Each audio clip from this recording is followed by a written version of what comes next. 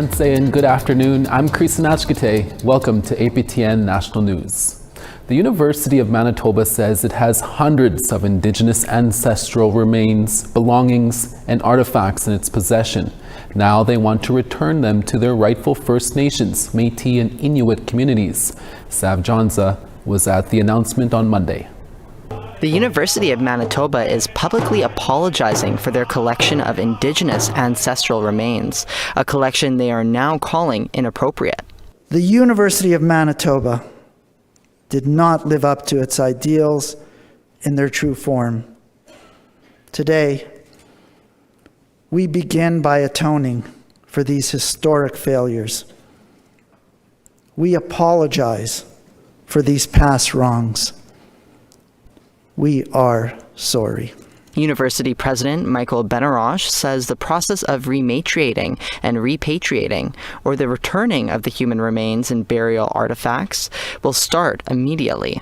The U of M began collecting the remains of Indigenous ancestors at the turn of the 20th century.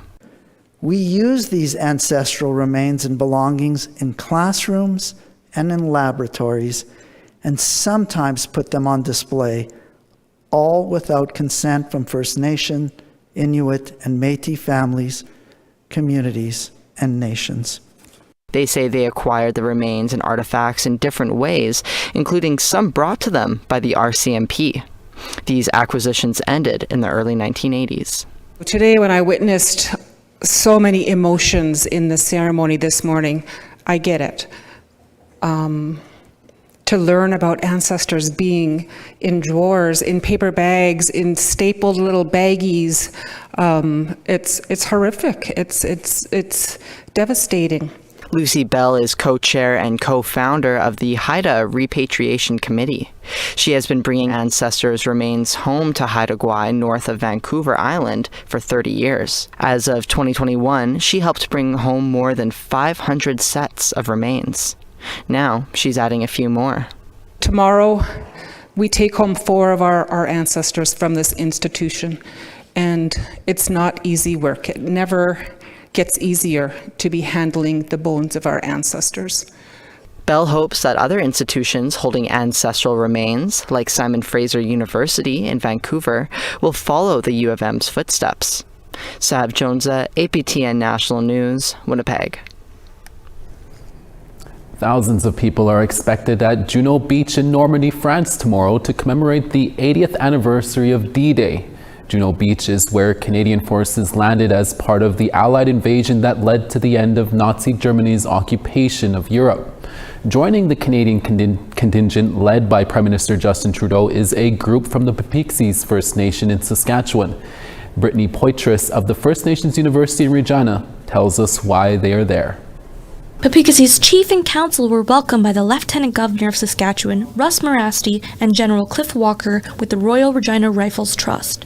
The ceremony commemorates Papixi's First Nation for their high number of members enlisted in World War II.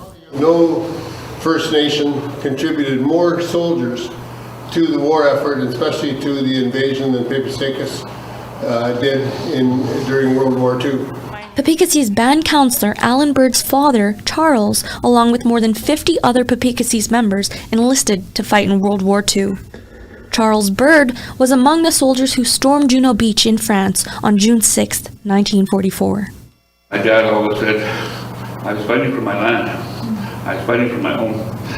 I was fighting for my people. Papixi's contributions to World War II are being recognized. The regiment is presenting this replica statue for display in the Veterans Hall on Papixi's. The full-size statue makes its way to Juno Beach, France, where it will be permanently installed June 6th, honoring Canadian and Papixi's history forever. The 8-foot-tall bronze statue was unveiled last month at the Saskatchewan's Legislative Building. Hundreds were able to view the statue before it reaches its final destination in Normandy, France. Alberta-based sculptor Don Begg created the statue.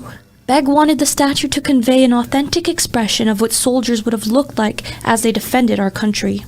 More than 100,000 people are expected to commemorate the 80th anniversary of the D-Day landing on Juno Beach, June 6th.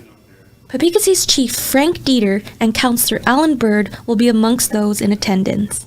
I'm so proud of them. They're so brave. And I'm so glad many came home. But those that didn't, I'm so proud of them too. And we'll meet them on the beach on the 6th, and we'll have a ceremony with them. Brittany Poitras, Indigenized News. On May 16th, the federal government announced the signing of a $149 million agreement with the Huron-Wendat Nation. It sets out to redress the harm that nation suffered from the illegal sale of its land. It happened in an area known as the Rockmont Reserve, 80 kilometers north of Quebec City. Agecoutay Valle Chizo explains the agreement. After 10 years of negotiations, the federal government and the Huron-Wendat Nation recently settled the century-old Rockmont Reserve claim. Je salue la sagesse des membres de la nation Huron-Wendat qui ont décidé de voter pour la proposition qu'on leur a faite. Puis à 88%, je pense que le message est clair. Les gens croient en l'avenir de notre nation puis croient que ces argents-là doivent servir pour les prochaines générations aussi. The settlement pays the nation $149 million and offers a potential to acquire of up to 9,600 acres of land. Ça constitue un jalon important sur la voie de la réconciliation entre le gouvernement du Canada et la nation Huron-Wendat. Aussi un premier pas dans le renouvellement de nos relations de nation à nation. Grand Chief Rémi Vincent was elected in 2020.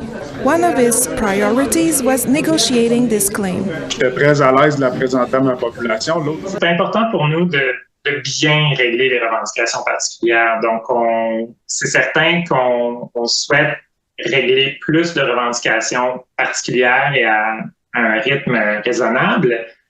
Mais au final, c'est important que la Première Nation qui vient de régler une revendication particulière avec le Canada se sente bien, soit satisfait du résultat. Working with a legal team and negotiators, the Huron-Wendat Nation reached an agreement that reflected the loss they had suffered. In 1904, the Rockmont Reserve was sold for $7,501. La vente s'était faite illégalement parce que le référendum était pas valable.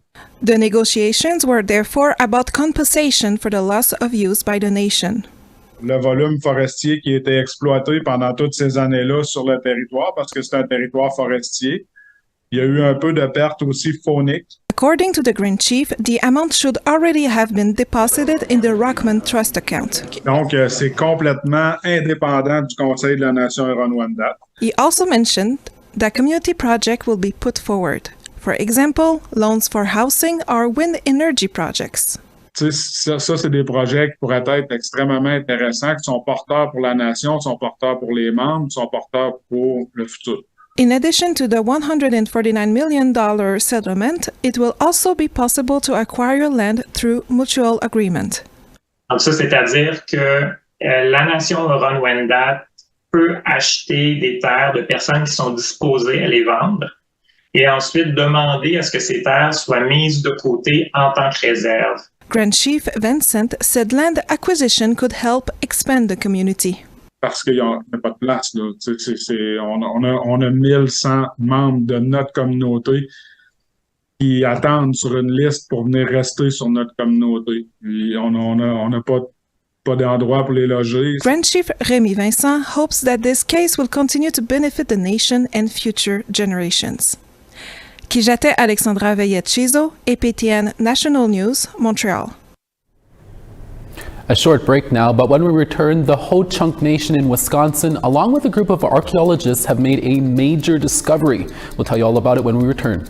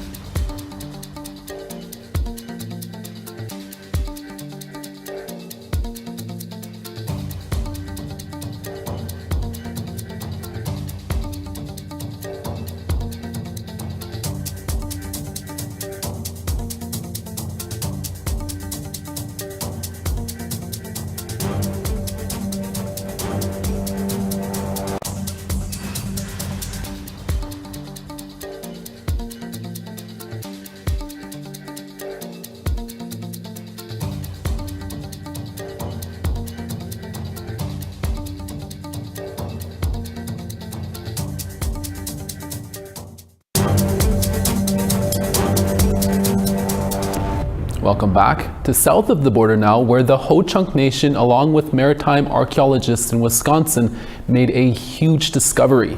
Hidden underneath sediment, they found nearly a dozen dugout canoes at the bottom of Lake Mendota in Madison, Wisconsin.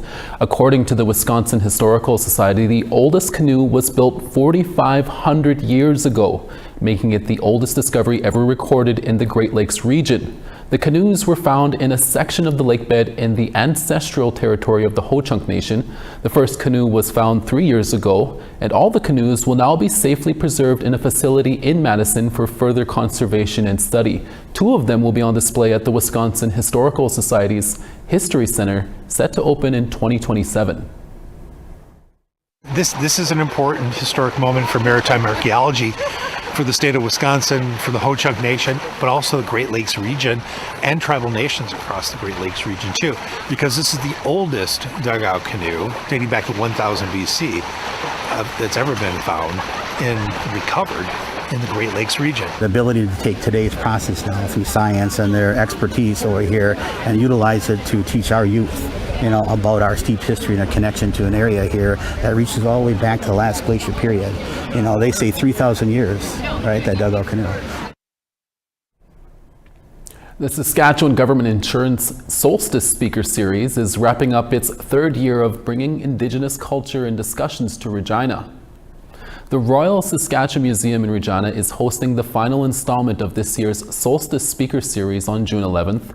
Indigenous leaders share their talents, thoughts, and traditions, which acknowledging the changing seasons. The coming event features duo T-Bear and Ed Duzy, who are storytellers, jugglers, and musicians. Craig Perot is with the Friends of the Royal Saskatchewan Museum.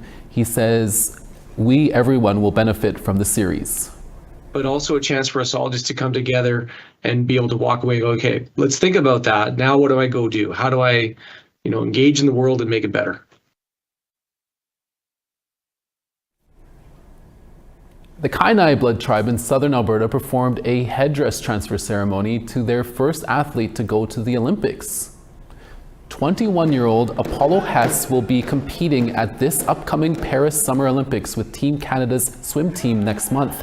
He placed 2nd in the breaststroke in the Olympics 100-meter trials. The community performed an honor dance and presented him with gifts to celebrate his achievement. Hess is the latest in a long history of Indigenous Olympians.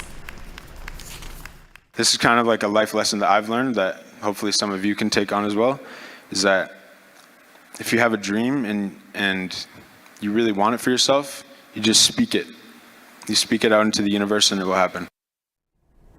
In Selkirk, Manitoba, dozens attended a healing gathering breaking down gender norms in land-based practices.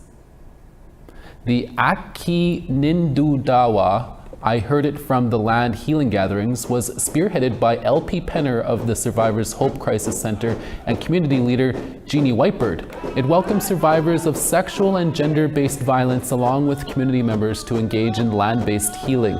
On Tuesday afternoon, participants learned about teepee pole peeling using trunks they harvested over the weekend. Whitebird hopes to make this gathering an annual event. What better way to bring about healing in an Indigenous context than bringing people out onto the land and doing all these beautiful, wonderful activities and doing it, knowing that we could do this all together, knowing that it doesn't have to be for just men, it doesn't have to be for just one group of people, one gender. We can do all this work together. Indigenous History Month is underway, and that marks the start of a new project on APTN News Online. Each day will feature a poem from our First Nation, Inuk, and Métis poet online and TV.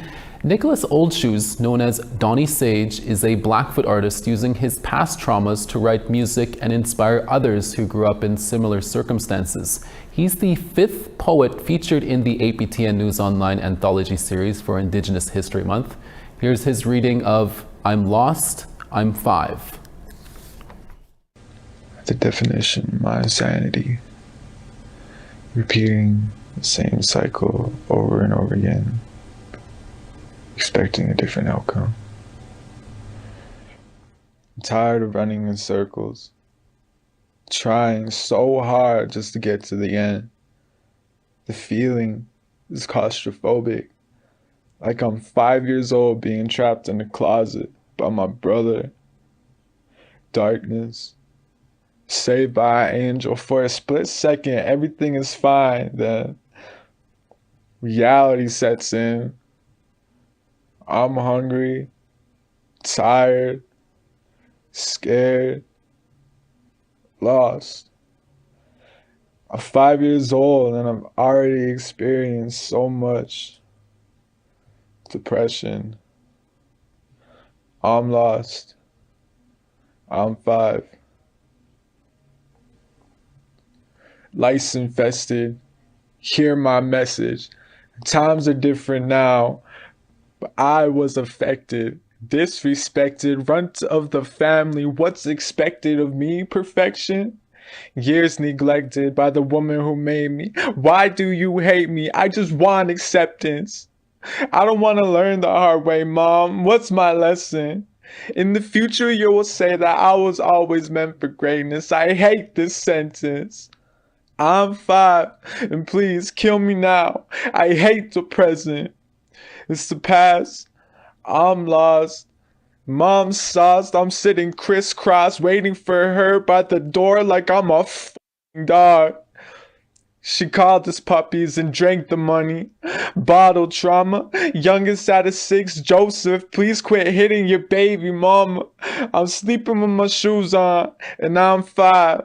My feet are infected because I don't know how to take a bath. It's been weeks. I haven't eaten in a couple of days. I feel weak. I'm tired of being abused when I speak. It's the truth. I know it hurts, but why me? Why me? Why me?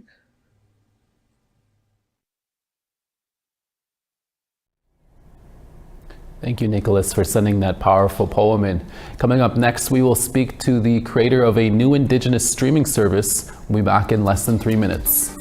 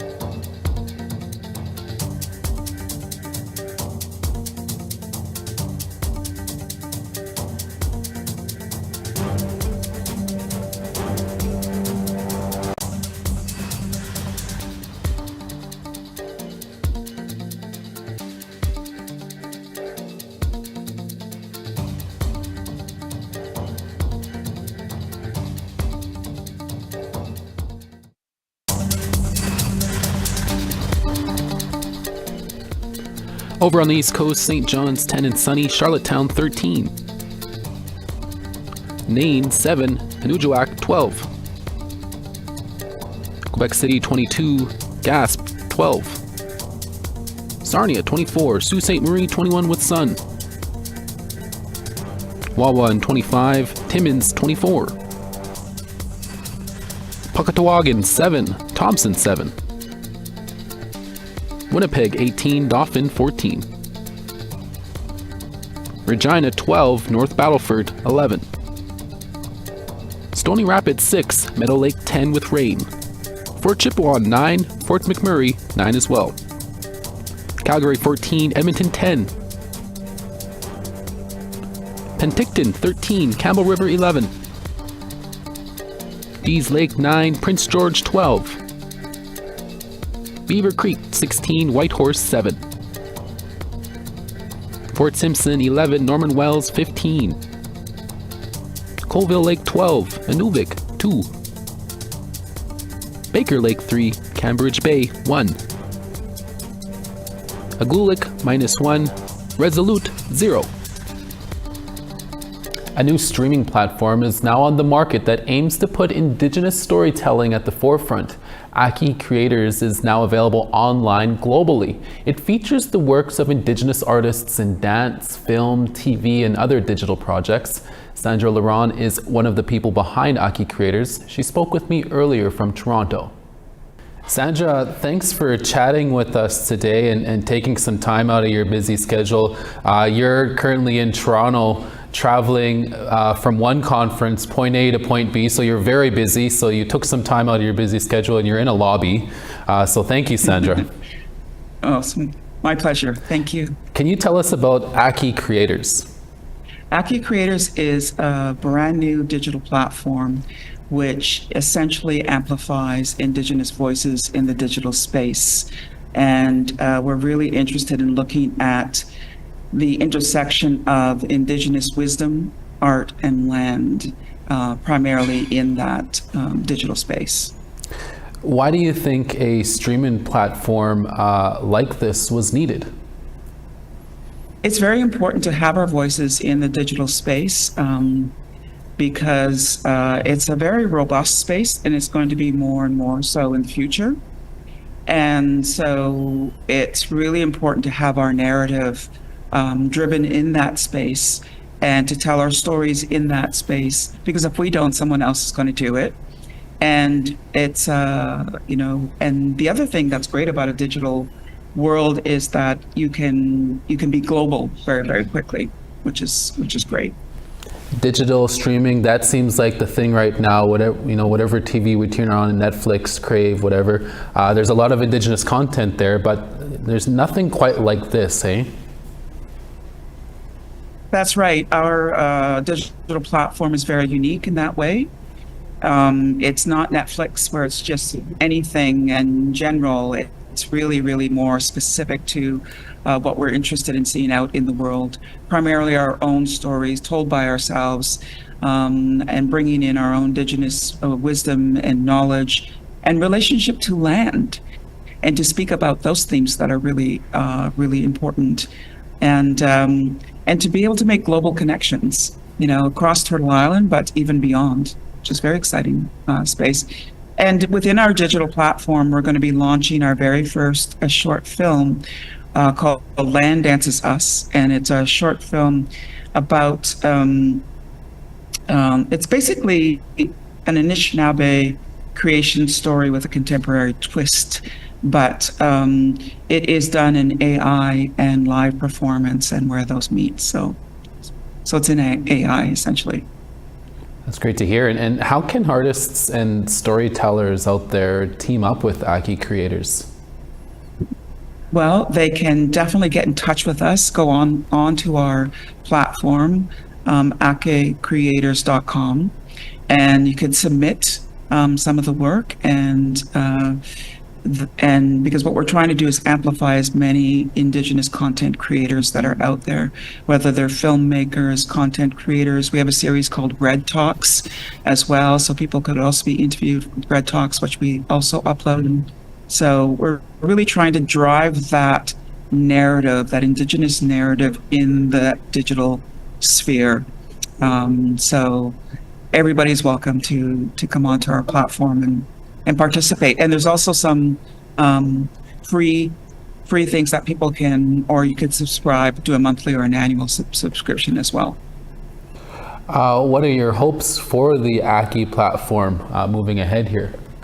Our hope is that it would really drive change in what is the Indigenous narrative, what is the visual representation of Indigenous people in that digital world, that new films are created, that there's new content creators, there's new voices, and that there's a lot of subscribers and a lot of Indigenous content creators, and that this becomes something very rich and meaningful to people.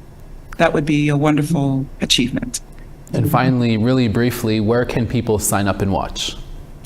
People can sign up and watch ACI Creators, so AKI, Creators.com, and find our platform there. And for those that want to submit something, you just scroll down and you'll see how to submit something to the platform. Yeah. And we have wonderful partners involved. ISUMA is involved. We have Rugged Media, and we have some beautiful short films that are up there from different content creators right now. Mm-hmm. Well, right on, Sandra. We'll be sure to check it out and make sure our viewers check it out as well. Thanks for making some time for us. Thank you so much. I really appreciate it. Chimiquich, thank you. And that's your midday newscast for this Wednesday, June 5th. We'll be back again for your 5 p.m. newscast with more brand new stories. Thank you for watching.